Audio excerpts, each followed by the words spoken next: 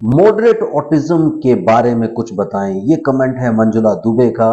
और मंजुला, मैं तुम्हें बताना चाहता हूं कि 2-4 वीडियोस के पहले भी एक वीडियो आया था जिसमें माइल्ड, मॉडरेट, सीवियर ऑटिज्म पे कमेंट किया गया था, यानी लेवल्स ऑफ ऑटिज्म पे कमेंट किया गया था, और उसके साथ साथ वर्चुअल ऑटिज्म के बारे में भी बताया गया था। इस वीडियो में मैं आपको virtual autism, regressive autism, classical autism, और क्लासिकल ऑटिज्म के अंदर जो क्लासिफिकेशंस होती हैं, level 1, level 2, level 3, mild, moderate और सीवियर ऑटिज्म, उसके बारे में एक्सप्लेन कर देता हूं, ताकि आपको तो आपका जवाब मिल ही जाए, बाकी लोग जो थोड़ी सी और नॉलेज इस बारे में चाहते हैं उनको वो भी मिल जाए। चैनल को सब्सक्राइब कीजिए, लाइक कीजिए, शेयर कीजिए, पूरी दुनिया में फैला दीजिए। और अगर आपका भी कोई कमेंट होता है तो कमेंट सेक्शन में जरूर डाल दीजिए, क्योंकि कई बार कमेंट पर वीडियो आपको मिलता है, साथ साथ कंसल्टेशन आपको फ्री मिलता है। अगर कमेंट आपका बहुत एक्सक्लूसिव होगा तो आपको कंसल्टेशन भी फ्री में मिल सकता है। सो हम लोग यहाँ बात करने वाले हैं मॉडरेट ऑटिज्म के बारे में। उसके बारे में पहले भी बहुत सारी बातें हो चुकी हैं।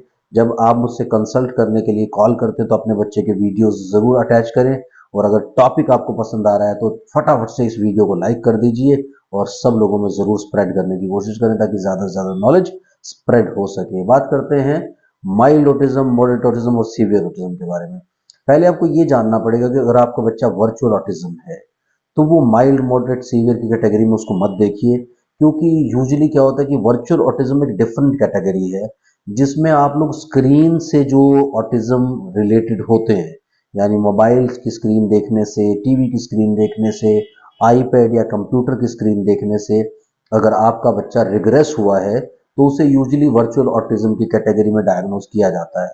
हालांकि मैं इस फिलॉसफी को बिलीव नहीं करता, क्योंकि वर्चुअल ऑटिज्म जो है एक टेम्परेरी शिफ्ट ऑफ अटेंशन होता है। अगर राइट एज पर आप उसको अटेंड करने की कोशिश करें, और ये 100% क्योरेबल हो सकता है। अगर आपके बच्चे की एज 1 साल, 1.5 साल, 2 साल, 2.5 साल तक भी, 3 साल तक भी है, तो आपका बच्चा 100% ठीक हो सकता है। दूसरी बात आ जाती है मॉडरेट ऑटिज्म, माइल्ड ऑटिज्म और सीवियर ऑटिज्म के बारे में। अब यहाँ जो है, ये सारे के सारे ऑटिज्म रेफर होने चाहिए। आई डोंट नो, कई सारे लोग तो क्या करते हैं, वर्चुअल ऑटिज्म डायग्नोज करते हैं, उसके साथ लिख देते हैं माइल्ड ऑटिज्म। अब माइल्ड ऑटिज्म, मॉडरेट ऑटिज्म और सीवियर ऑटिज्म क्लासिकल ऑटिज्म की कैटेगरी में आते हैं, जो बचपन से ही बच्चे के अंदर होते हैं। यानी बच्चा पैदा हुआ, वो आपको सोशल स्माइल नहीं है, आई कांटेक्ट नहीं है, बच्चा आपसे सीखने या एनवायरनमेंट से सीखने की कोशिश नहीं करता, वो सिर्फ लेटा रहता है। उसकी ज़रूरत और उसके टाइम के हिसाब से आपसे खाना पीना सब चीज़ें दे देते हैं। इसमें माइल्ड ऑटिज्म की जो कैटेगरी के बच्चे होते हैं, वो सारे के सारे बच्चे आपको अच्छा आई कांटेक्ट भी देंगे, आपको पहचान नहीं होगी, लेकिन यहाँ पर क्या होगा कि उसको कोई रिग्रेशन नहीं हुआ है, वो शुरू से थोड़ा सा अपने आप को खींचे हुए है।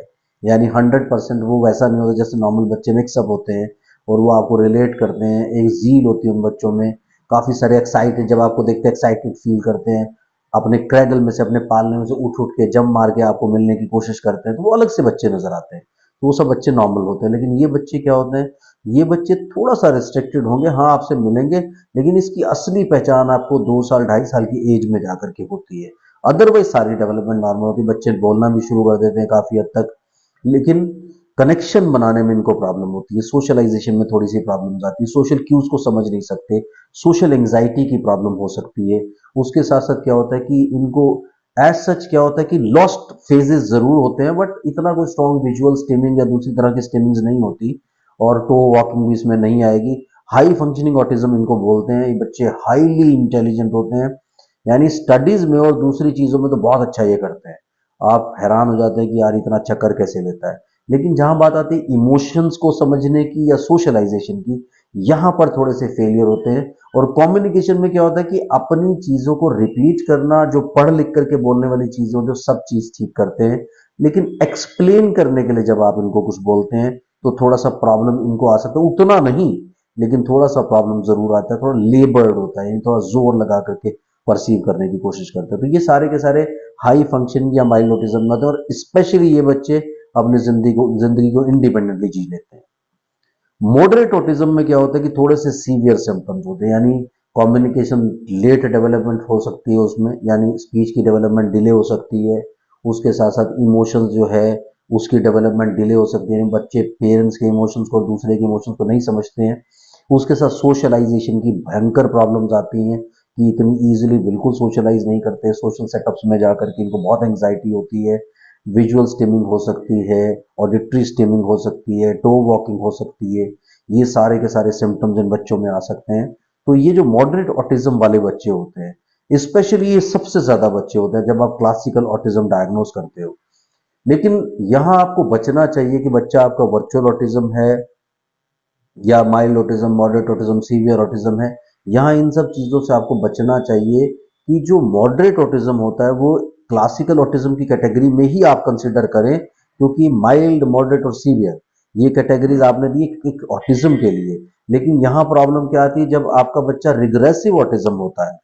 यानी रिग्रेसिव ऑटिज्म क्या होता है कि आपके बच्चे को कोई सीजर डिसऑर्डर है, नॉर्मल चल रहा था वो 3 साल, 3.5 साल, 4 साल की एज में उसको कोई सीजर डिसऑर्डर है, उसके बाद वो रिग्रेस कर गया, तो ये ऑटिज्म आपको रिग्रेसिव ऑटिज्म में कंसिडर करना चाहिए। उसके साथ साथ बच्चे को मेनिंजाइटिस की प्रॉब्लम हुई, तब भी वो नॉर्मल चल रहा था, उसने रिग्रेस कर दिया, ये भी रिग्रेसिव ऑटिज्म है। इसके बाद आप समझे साइकोलॉजिकल ट्रॉमा है, यानी आपकी फैमिली में सब कुछ ठीक था, सडनली 1 साल से लेकर के 3 साल की एज, यानी 6 महीने समझ ले आप, 6 महीने से लेकर 3 साल की एज जो क्रिटिकल पीरियड ऑफ डेवलपमेंट होता है, जिसमें मैक्सिमम सोशल कम्युनिकेशन और इमोशनल डेवलपमेंट होती है। हालांकि ये वाली जो प्रॉब्लम्स हैं ये बर्थ से पहले से भी डिटेक्ट हो सकती है, बर्थ से पहले से डिटेक्ट नहीं हो सकती, बर्थ से पहले भी इसके सिम्टम्स हो सकते हैं। अगर आप हिस्ट्री में जाकर के स्टडी करें, पेरेंट्स से पूछे कि क्या प्रेगनेंसी के दौरान मदर खुश रहती थी कि नहीं रहती थी, यानी उसका एक बहुत बड़ा कोरिलेशन इसके साथ। फिर मदर बाद में जब ब्रेस्ट फीडिंग चल रहा था तब खुश रहती थी कि नहीं रहती थी, बच्चे के सामने जब बच्चा डेवलप हो रहा था उसके सामने बहुत ज्यादा लड़ाई झगड़े, चिल्लम चिल्ली, मारना पीटना, ये सब चीजें तो नहीं होती थी जो कई घरों में देखने को मिलती हैं। तो ये फैक्टर आपको कंसिडर करना पड़ता है। कई बार साइकोलॉजिकल रिग्रेशंस जो होते हैं, यानी विलफुल विड्रॉल का मैंने आपको वीडियो दिया था, जो विलफुल विड्रॉल्स होते हैं इसमें क्या होता है, बच्चे जानबूझ के बैकआउट कर लेते हैं कि हमें आपके वर्ल्ड में रहना ही नहीं है क्योंकि ये बहुत ही गंदा वर्ल्ड है। बच्चे क्या करते हैं, हेट करना शुरू कर देते हैं और नॉर्मल डेवलप होते होते फिर रिग्रेस कर लेते हैं। आता ये भी रिग्रेसिव ऑटिज्म है, लेकिन ये साइकोलॉजिकल रिग्रेशन हो सकता है। फिर वर्चुअल ऑटिज्म जो है एक ऐसा ऑटिज्म है जिसके अंदर आपको यूजुअली सारी की सारी चीजें स्क्रीन से आती है, यानी बच्चा उसने मोबाइल फोन की, आईपैड की, कंप्यूटर की या टीवी की स्क्रीन बहुत ज्यादा देखी हो during the critical period of development, that is 6 महीने से लेकर के 3 साल की एज के बीच में। ये भी बहुत इंपॉर्टेंट है, इसको आप जितना जल्दी डिटेक्ट करेंगे उतना जल्दी आप चीजों को मैनेज कर सकते हैं।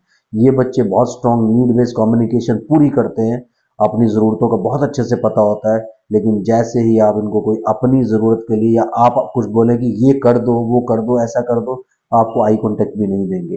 तो ये जो इस टाइप के ऑटिज्म होते हैं ये मैक्सिमम देखने को मिलता है आज की डेट में, क्योंकि ज्यादातर बच्चे स्क्रीन देखते हैं और 99% बच्चों में आजकल जो डायग्नोसिस मिलता है वो वर्चुअल ऑटिज्म का डायग्नोसिस मिलता है। हालांकि virtual which is not there, it is like आभास है, इमेजिनेशन है, परिकल्पना है, आप इसको कंसिडर करें या ना करें। तो अगर इन बच्चों को टाइमली आप डिटेक्ट कर ले तो 100% आप इनको ठीक कर सकते हैं घर पर बैठ करके पेरेंट्स ट्रेनिंग प्लान से।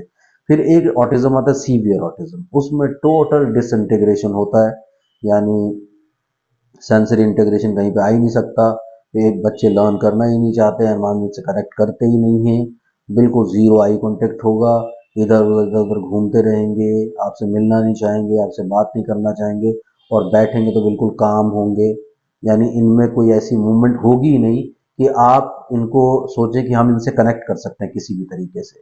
तो ये जो ऑटिज्म होती है बहुत ही ज्यादा प्रॉब्लमेटिक होती है। लेकिन ये वाले जो ऑटिज्म, अगर 100 बच्चे ऑटिस्टिक डायग्नोज में मुश्किल से एक बच्चा ऐसा होता है जिसमें सीवियर टाइप ऑफ ऑटिज्म होता है।